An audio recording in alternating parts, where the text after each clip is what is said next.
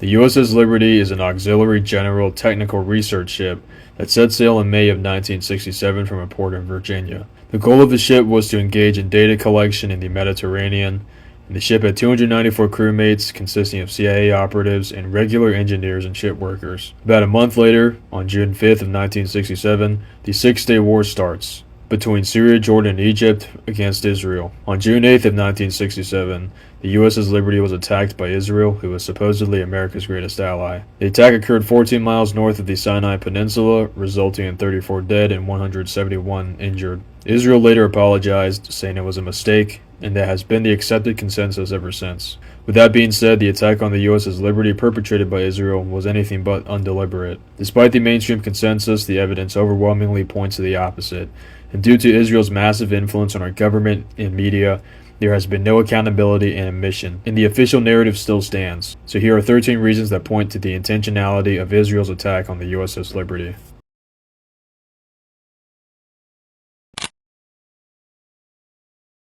On the side of the hull and on the stern writes GTR-5, signifying it belonged to the United States as a general technical research ship.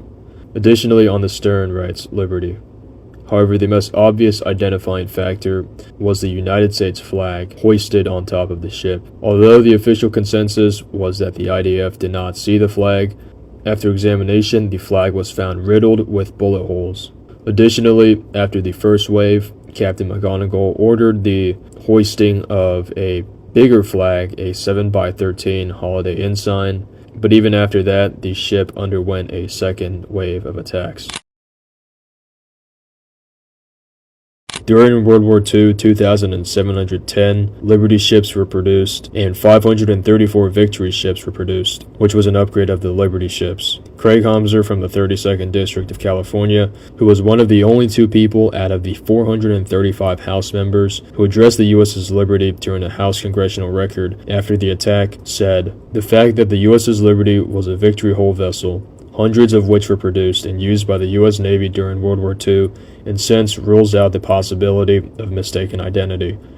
Every ship recognition book in the world has, for years, identified the characteristic Victory hull and superstructure of the USS Liberty as U.S. Navy property." First reconnaissance overflight took place at 5:15 a.m., early in the morning after sunrise by unmarked jets that looked like small flying boxcars. The planes were also noted to leave in the direction toward Tel Aviv. Another reconnaissance flight took place at 6 a.m., with boxcar aircraft later identified as Israeli Nord 2501s. Another occurred at 8:50 a.m., 9 a.m., and 10 a.m. At 10:30, the ship crew saw planes with Israeli markings about 200 feet up, and a crew member, Larry Weaver, claims to have waved to one of the pilots. Additionally, there were still unmarked planes surveying the ship about 10,000 feet up. The Israeli surveying happened at 10:56 as well, and also at 11, 11:26, 11:30, 11:50, 12:15, 12:20, and 12:45. In total, the respondents' claims show the ship was surveyed at least 8 times and as much as 13 times, demonstrating the Israeli IDF pilots were given many opportunities to carefully examine the identity of the ship and also relay the messages back. Cryptologic history report shows that the weather conditions were excellent, that there were clear skies, calm seas, meaning easy visibility to all the identifying markings of the USS Liberty. During the first reconnaissance overflight, the pilot claimed to have spotted an American ship and also the hull markings, determining it to be the Liberty ship belonging to the United States. During the 6 a.m. reconnaissance as well, there was another report sent regarding the ship belonging to the U.S. Navy. At 10 a.m., the American flag was officially recognized, and Pinchas Pinchasi reports of the Liberty at 10:55. Richard Helms, who was a CIA director at the time, makes a statement after the attack that it was practically impossible that the Israelis did not know it was an American ship. Additionally, Israeli Defense Force commanders urged the ship to be attacked by the fighter pilots despite the knowledge that the Liberty was recognized as American. It is also worthy to note that Moshe Dayan, the Foreign Affairs Minister of Israel, ordered the attack to be made on the USS Liberty despite some of his generals opposing it and calling it pure murder, since the ship was not well equipped for defense, as its main purpose was data collection. Further proof that eliminates the doubt that the IDF did not recognize the ship as American was the fact that they were literally taking pictures and interacting with the crew on board the Liberty. Out there on the 7th, and the Israelis started overflying us then, taking pictures of us. Same thing happened on the June the 8th. Flying boxcar, which is a 2-engine plane. The doors were open. You could see the cameraman taking pictures of us. So they're that close. They're that low. Oh, yeah. You could see the pilots. We would wave at them. They'd wave at us. Very friendly. They would dip their wings like everything's great. And we felt good because our best friends were there. The attacks were very well coordinated, and they took out the only 4 machine guns on the ship and the communications grid first, destabilizing them to be dysfunctional. Alan Dupree, a Navy lieutenant, states that just looking at the damage, it would be very hard to say that was an accident. One shot would be an accident, but there were 821 shells fired. Richard Helms, the CIA director, reasons that the Israelis wanted to stop the United States from engaging in data collection regarding their efforts in Syria. Captain Ward Boston Jr., who was the chief legal counsel to the Rear Admiral Kidd and the Naval Court of Inquiry, which was an investigation of the USS Liberty after it was attacked, believes that Israel truly wanted to murder the entire crew and sink the ship from existence. This theory is backed up during the attack when the USS Liberty prepared to deploy lifeboats and abandon ship, but then the IDF shot up all the lifeboats, which is considered a war crime. Petty Officer Rowley and many of the shipmates on board agree with the idea that the IDF wanted to eliminate everyone. Additionally, like I mentioned before, the IDF shot the US flag as well, despite claiming they did not see it. With that being said, the high levels of coordination of the attack was obviously planned exceptionally. Somehow they cannot tell that the Liberty was American is very doubtful. And after the attack, the IDF were still interacting with the crewmates. And I just gave him the finger. And he gave it right back to me and just smiled. This is an IDF soldier. He smiled at you. Smiling. Great big smile. And they just took off. Although the IDF pilots destroyed the Liberty's power grids, before they even attacked, Terry Albertier, the radio operator, had offlined one antenna, making it undetectable from the IDF's heat-seeking missiles. Amidst the first attack that started at 1:58 p.m., he ran a line to send a distress SOS transmission to the 6th Fleet, which operated in the Mediterranean and African region, calling for immediate help. 11 minutes later, Captain Joe Tolley from the USS Saratoga received the message and sent 4 F-4 Phantom jets. A few minutes later, U.S. Secretary of Defense Robert McNamara, who was in the same room as President Lyndon B. Johnson, ordered the jets to return. Lawrence Geist, the Rear Admiral of the 6th Fleet, orders Captain Donald Engen of the USS America and Captain Joe Tolley of the USS Saratoga to relaunch more jets, but those were recalled by McNamara again. Geist protested McNamara's decision, but then the President, Lyndon B. Johnson himself, comes onto the phone and says, "We are not going to embarrass an ally, and that it didn't matter if the ship sunk over a few dead sailors." Now, while I was researching, I found different timelines illustrating the events, including an official timeline and then a timeline from testimonies of eyewitnesses, with the differences being how they regarded when the first and second jets were launched and recalled. However, despite the difference, both timelines still show that Robert McNamara and President LBJ refused to send out jets to assist the dying crew on the Liberty after the message that the Liberty was attacked had reached Washington. In fact, LBJ explicitly said that he wouldn't embarrass Israel over a few dead sailors, so that timing really doesn't make a huge difference with regards to the agenda. And for context, LBJ has a history of undying loyalty to Israel. When he was sworn into office after the JFK assassination, which has undeniable ties to Israel, by the way, let me know if you want to see a video on that. But anyway, he said that Israel had lost a great friend, who was JFK, but he will be a better one. Additionally, while he served in Congress from 1938 to 1939, he facilitated the illegal immigration of Jews into the United States through Galveston, Texas.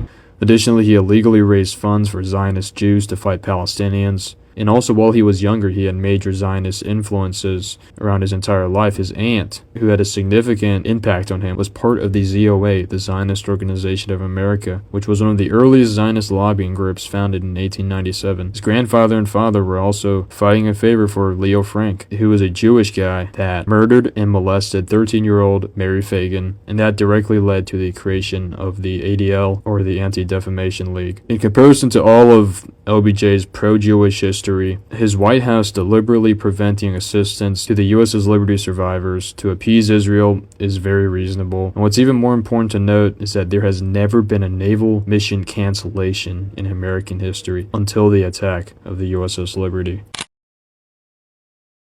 Like I said before, the Israeli intention to completely kill everyone and sink the ship is very plausible given their method and coordination of their attack, and also the president's response.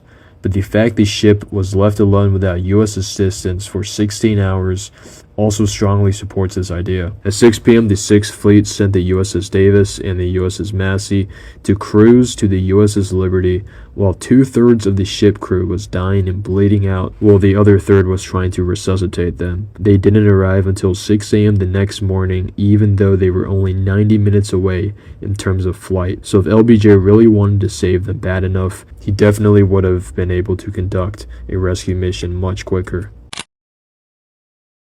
2 days after the attack, Vice Admiral John McCain ordered Rear Admiral Isaac Kidd to be in charge of directing the Naval Court of Inquiry, where he went up to meet and talk with the Liberty crew to conduct his thorough investigation. Ward Boston Jr. was appointed as chief legal counsel to this inquiry, and he was also the one who later revealed a bunch of information in 2004 through the Boston Declaration, binded by a signed affidavit. Before Admiral Kidd went to conduct his inquiry, he was ordered by McNamara himself to put the lid on the USS Liberty attacks and conclude prematurely that it was an accident despite all the contrary evidence. The Naval Court of Inquiry was also not given the adequate time to gather information. Admiral Kidd estimated that the investigation would take at least 6 months, but they only had a week's notice. In comparison to the North Korea capture of the USS Pueblo in 1968, just about 7 months after the USS Liberty attack, their Court of Inquiry investigation lasted 4 months and had 100 witnesses interviewed and 3,400 pages of information noted. The USS Liberty investigation was only given 8 days with 14 interviews and had 158 pages written. Additionally, after the premature completion of the investigation,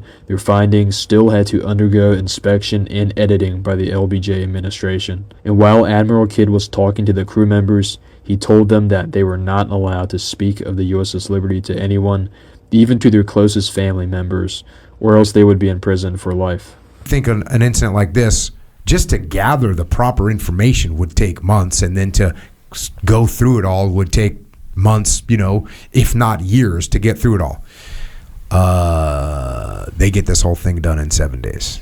Yes, sir. And, Dr. Kiefer very eloquently said, why would the United States government take on faith what the Israelis said when they muzzled us, eyewitnesses, never to say a word about it?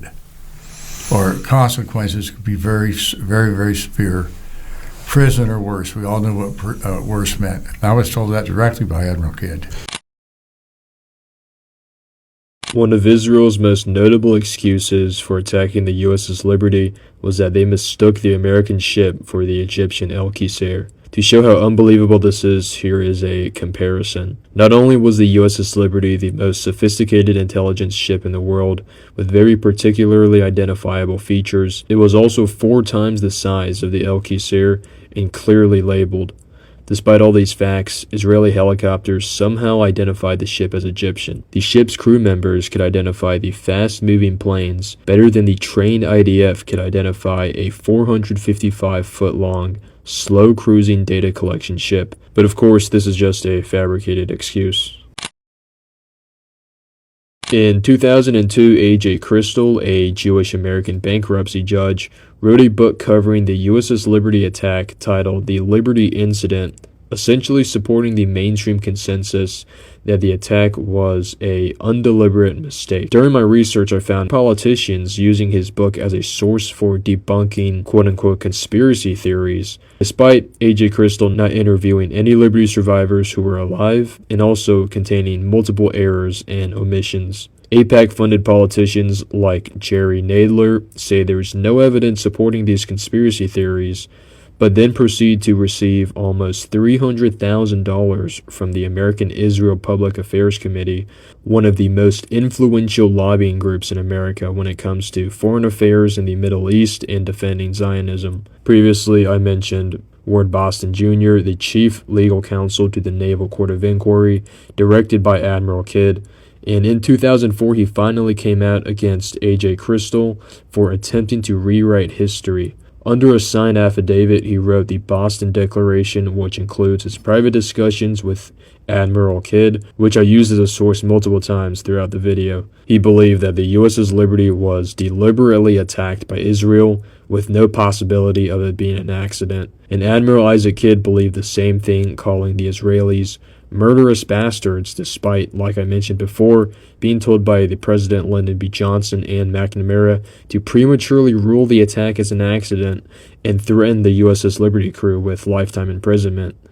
Additionally, like I said before, the Naval Court of Inquiry transcript had to undergo inspection by the LBJ administration, and it was indeed edited, according to Ward Boston, with key indicators being missing hand corrections and initials, added blank pages, and key information removed.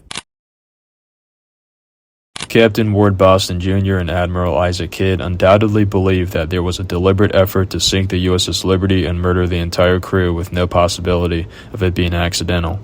Secretary of State Dean Rusk was never satisfied with the Israeli explanation and refused to believe them even after apologizing. CIA Director Richard Helms said that the Israelis 100% knew what they were doing. NSA Director Lieutenant General Marshall S. Carter said that nothing could justify the series of events that occurred to be accidental. Carter's Chief of Staff, Jared Burke, believes that the Israelis unquestionably attacked the USS Liberty with intention, and that the only question was that why it was being covered up. Navy Lieutenant Alan Dupree says that the damage alone speaks for itself. It would be very hard to consider this accidental. Operator Deputy Director Oliver Kirby says that it was very well planned and premeditated. Brigadier General John Morrison, Kirby's assistant, agrees with him as well. Thomas Hughes, Director of Bureau of Intelligence and Research, said that the Israeli explanation stretched all credibility, which you guys have seen being demonstrated in this video, and that throughout all the reconnaissance surveys and through 2 waves of attacks, not once did they stop and question what they were attacking. William McAfee, Director of the Coordination Staff, Bureau of Intelligence and Research, doesn't believe it was an accident. Granville Austin, Director of the State Department's Near East and South Asia office, doesn't believe it was an accident. Neither does Clark Clifford, Chairman of the Foreign Intelligence Advisory Board, Craig Homser, California 32nd District House of Representatives, Merlin Staring, Navy Judge Advocate General, and even President Lyndon B. Johnson.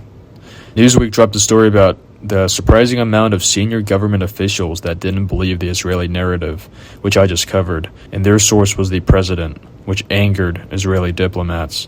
All of these high-level officials coming out against this accepted consensus of America's supposed greatest ally should be very alarming. The president himself was fearful of wanting to save the USS Liberty dying crew because he wanted to appease Israel, despite knowing that the attack was deliberate. If there was any more proof that America is cucked to Israel, it would be the USS Liberty attack. On June 14th, the Liberty arrived in Malta in Europe, where total news blackout was imposed. Richard Helms, the CIA director, was furious at the New York Times for suppressing and downplaying the USS Liberty attack. Dean Rusk, the Secretary of State, told NATO that Israel deliberately attacked the USS Liberty, but his statements were not reported in America. John McCain, who assigned Admiral Kidd to conduct the Naval Court of Inquiry, heavily restricted their range of motion, giving them only a week to investigate and still having to undergo editing. This is not surprising because we can see that John McCain's family is supportive and loyal to Israel before America. Captain Merlin Staring objected the Naval Court of Inquiry, claiming it was evidently flawed and clearly politicized to exonerate Israel, which was the same thing Captain Ward Boston Jr. said, supporting the fact of a major cover-up of events.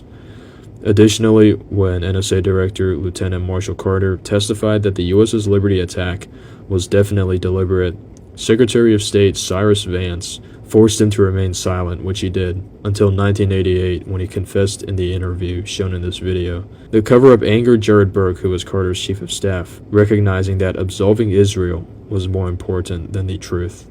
Israel undoubtedly has powerful control over American bureaucrats and politicians, which facilitated this effective cover-up and narrative. To this day, this attack has not received any airtime in a congressional investigation. In comparison to the North Korea capture of the USS Pueblo that I mentioned earlier in this video, they received not only a complete and in-depth Naval Court of Inquiry, it was also subject to multiple congressional hearings.